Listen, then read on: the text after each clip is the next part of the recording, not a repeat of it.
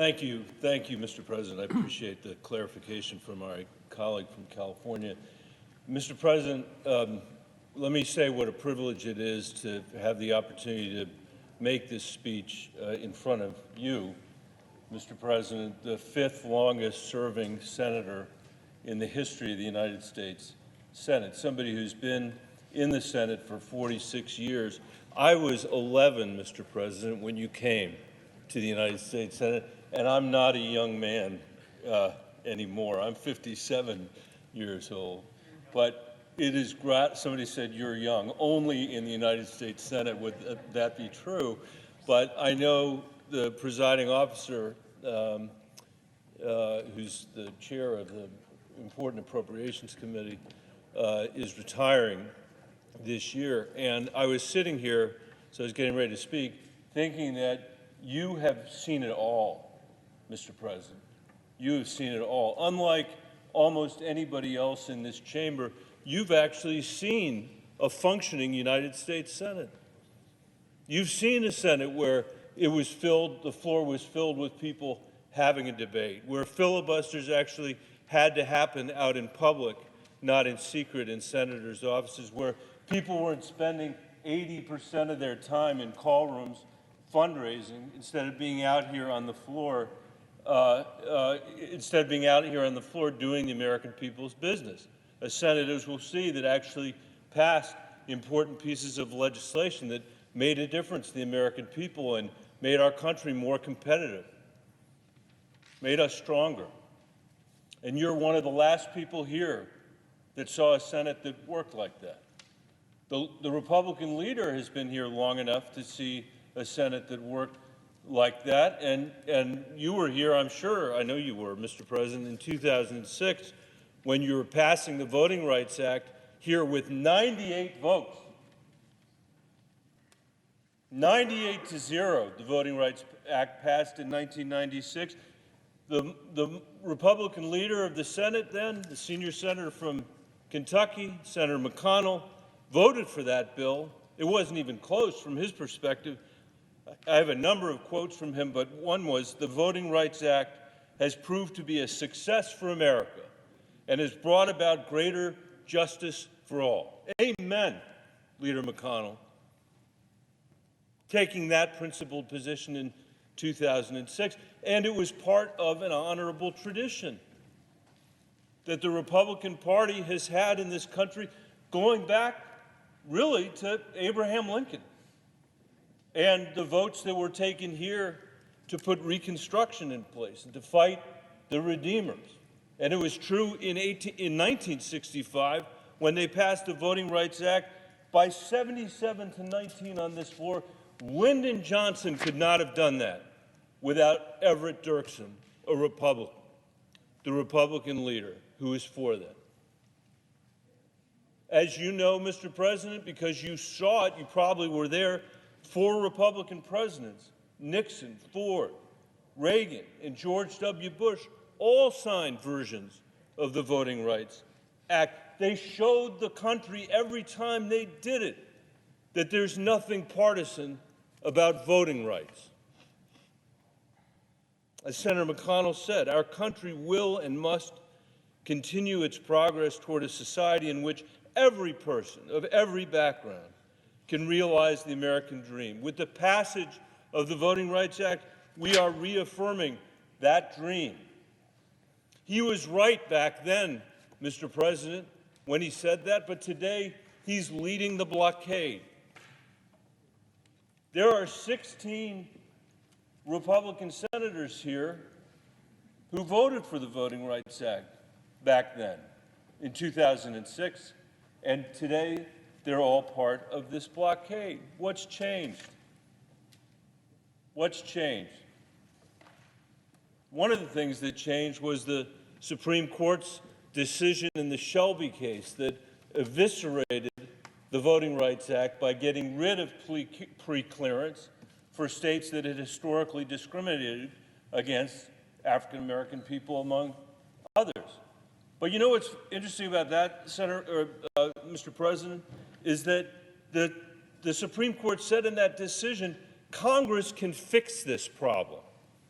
We have a constitutional problem, but Congress can fix this problem. That's exactly the same thing they said, by the way, when they wrote that horrendous decision in Citizens United. They said Congress can fix this problem, but they may not have detected the paralysis that now exists, not in Pat Leahy's Senate from when you got here, Mr. President, but in Mitch McConnell's Senate today, in the modern-day Senate, where people are willing to let a decision like Shelby just lie, not address it, where people are willing to accept a decision like Citizens United that says that we're going to let billionaires buy elections in this country instead of favoring people's right to vote. And we, the Congress, won't do anything about it, even when the Supreme Court tells us we can do something about it. I think it's worth quoting the notorious RBG in her dissent in that case, in the Shelby case, when she said that throwing out pre-clearance when it has worked and is continuing to work to stop discriminatory changes is like throwing away your umbrella in a rainstorm because you're not getting wet. She was 100% right. State after state after state started to adopt restrictive voting restrictions, restrictive voting statutes. Last July, the Supreme Court issued another opinion that makes it harder to challenge state laws that disproportionately hurt certain voters. And by the way, none of this could have come at a worse time because we have a former president traversing the United States of America, perpetrating the big lie that he didn't lose the election, that the election was stolen from him, that Joe Biden is not the legitimate president of the United States. And there are politicians, I'm sad to say, elected leaders all over this nation that are parroting, including in this chamber, that are parroting that big lie when they know that it's a lie, when they know that it's false, who are unwilling, as Mitt Romney said, to respect their own voters enough that they actually tell them the truth. And in every state except one, Senator Leahy, it's your state, Vermont, in every state except yours, people are introducing legislation to take away the vote of other people. 500 such bills. Arizona has adopted changes that would purge up to 150,000 voters from the rolls. Montana has gotten rid of same-day voter registration to make it harder for students. Texas is down to one drop box per county. In Harris County, a county, I'm sorry to say to my friend Sheldon Whitehouse, that's actually larger than Rhode Island, that means there's a drop box for 2.5 million voters. Thank you for using us as a unit of measure. I'm glad to use Rhode Island as a unit of measure. It's also smaller than a number of Colorado counties, but it has its charm. It has its charms. It has water, which we don't have in the state of Colorado. But just let me say, because I'm here with my colleague from Colorado who, when he was governor, did a lot to make sure that people would have the right to vote in our state. In contrast to Houston, where there's one drop box, in my hometown of Denver, where there are 500,000 registered voters, we have 40 drop boxes in Denver. We're a lot smaller, but we got 40 times the number of drop boxes that they have in Houston. After Georgia's Republican Secretary of State refused to buckle to President Trump's demand to find somehow another 11,000 votes, you remember the phone call? I'm not making it up. You heard it with your own ears. He called him up. He said, find 11,000 votes. And the guy said, no, I'm not going to do that. And now the legislature has removed him from the state election board. So this isn't just about making it harder for people to vote, although it is making it harder for people to vote. This is shoring up the soft spots that prevented Donald Trump from being able to assert credibly, that somehow the election had been stolen from him. So 1 year after January 6th happened, 1 year after this Capitol was invaded, 1 year after there was a guy in horns standing up on the top of that gallery behind me, the majority leader who once came to this floor to proclaim the importance of the Voting Rights Act is saying that this is all a fake panic. That's the language he used today. Boy, given what we're seeing in this country, if we ever needed him to summon the principle that he articulated or espoused in 2006, Mr. President, when you were here, it's now. It's now. That's an important principle to defend. So what is he comes to the floor today and says, I'm going to defend the Senate. That's what I'm here to do. I'm here to defend the Senate. Let me say something that might offend you, Mr. President, and I don't mean to offend you, and I apologize if it offends you, but no one in America knows what the cloture rule is. No one. No one in America, my mom doesn't know what the cloture rule is, and she's a pretty close watcher of the Senate. No one knows what the cloture rule is. No one in America knows, I would assert, what the filibuster is. But let me tell you what it is. Not what it says, what it is. It is a rule that was created to let 60 senators cut off debate so 51 senators could make a decision that has been warped into a rule that allows 41 senators to stop any debate and prevent the Senate from ever having a vote. That is what the cloture rule is. That's not what it says, but that is what it is, which is why every time you turn your television set on at home, you see a crawl at the bottom of your screen that says quorum call. And you can't find a United States senator anywhere because they're probably back in a phone booth making fundraising phone calls. Until this century, there was virtually any filibuster used. By the way, I should say how much I appreciate Senator Thune coming to the floor here today and saying that President Trump lost the election. I appreciate it. I really do. And he's an honorable person. But it's important to know that one place the filibuster does not exist is in the United States Constitution. And for most of the country's history, we never had the filibuster. It was almost never used until the modern era.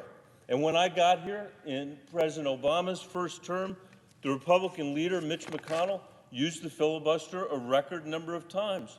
He filibustered everything in his attempt to first make Barack Obama one-term president and then basically bring down his presidency. He came out to the floor the other day and he said, quote, sometimes the effect of the filibuster is to block bills outright. Sometimes. Sometimes. It happens all the time. This is why we never do anything. This is why we can't make decisions.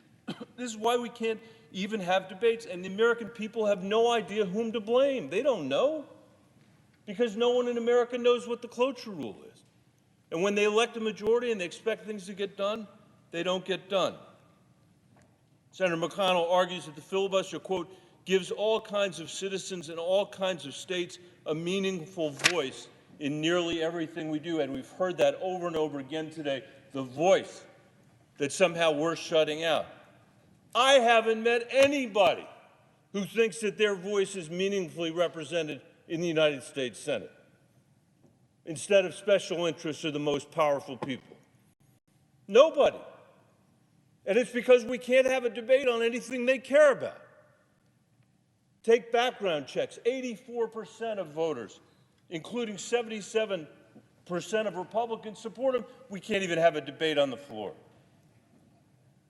Let Medicare negotiate drug prices on behalf of people. 77% of the American people support that. We can't even have a debate here. 74% of people support the Dreamers, something Senator Durbin's been working on for a million years since you've been here, and we can't get a vote on that. The Freedom to Vote Act, 70% of all voters, including 54% of Republicans, support it. All of them have been blocked by Senator McConnell and his abuse of the Senate rules. Not some great, venerable tradition of the United States Senate, but his modern-day abuse, his caricature of the Senate rules. And it has created a minority veto, something that the founders of this country would never, ever in a million years have imagined that this place would be perverted into. They knew the trouble that would cause because they had the Articles of Confederation, which is what they were trying to replace at the Constitutional Convention. I'm coming to an end, so I apologize, colleagues, but let me just say, none of this has stopped us from cutting taxes by $8 trillion, mostly for the wealthiest people in this country. And none of this has stopped us from putting lots of right-wing judges on the court when Donald Trump was here, because you can do those things with 51 votes, and that's about the extent of Senator McConnell's legislative agenda. So I'm not surprised that he prefers the status quo. But for the majority of Americans who believe that the next generation actually demands something greater than that from the Senate and from all of us, from each of us, we need a Senate that works.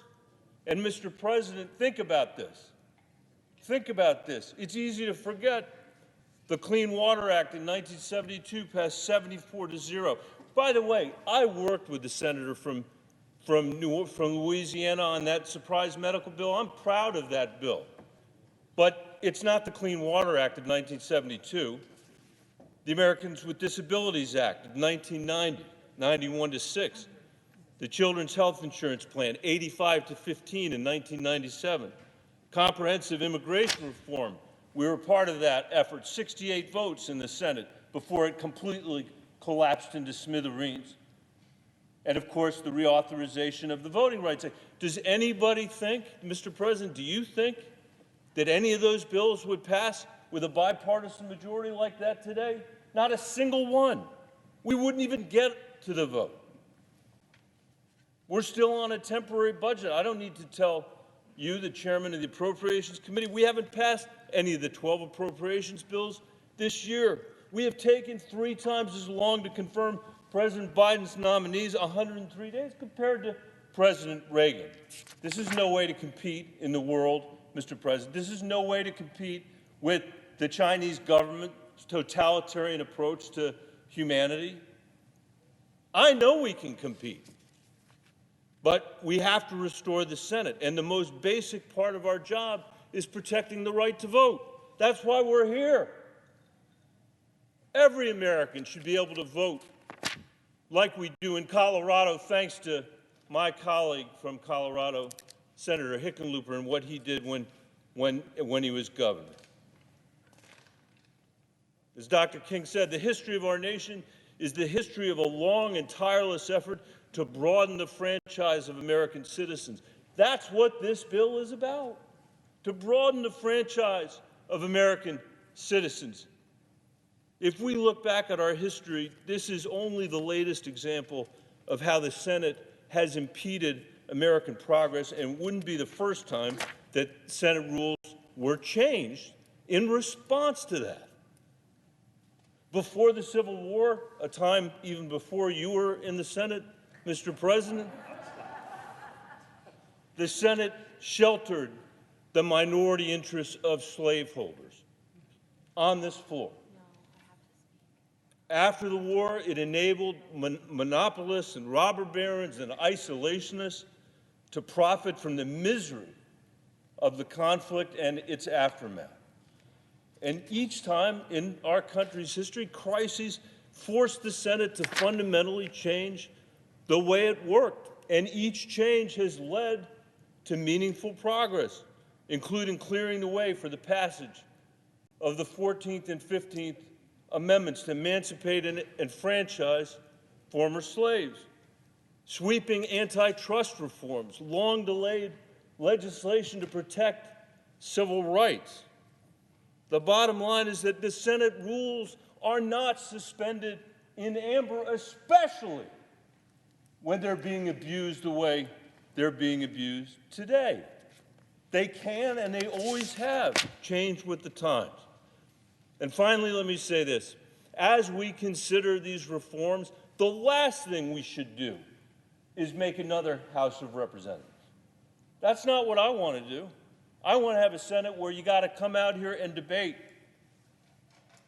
where you can't filibuster in secret in your office, but you have to be out here to persuade the American people of the righteousness of your cause, where the minority has the right to offer amendments, and where, in the end, 51 senators can actually make a decision so that we can move this country forward. And so that each one of us, whether we're in the majority today or sometime in the minority, can live under the rules that we've constructed to make the Senate actually function for the American people. And that, Mr. President, I think is why most of us have been sent here, and it's what I hope we're going to accomplish today. And if we don't, we got to keep fighting. The senator from Louisiana mentioned that this isn't 1965. Let me end by saying this. The economic gap between white Americans and black Americans is as great today as it was in 1968. That is a brutal fact about the state of our economy. And it's why we need a Senate that actually can respond to the needs of the American people. And with that, Mr. President, I thank you for your patience and your indulgence. I apologize that you're having to consume part of the last year listening to a years-long speech. But with that, I yield the floor. Mr. President.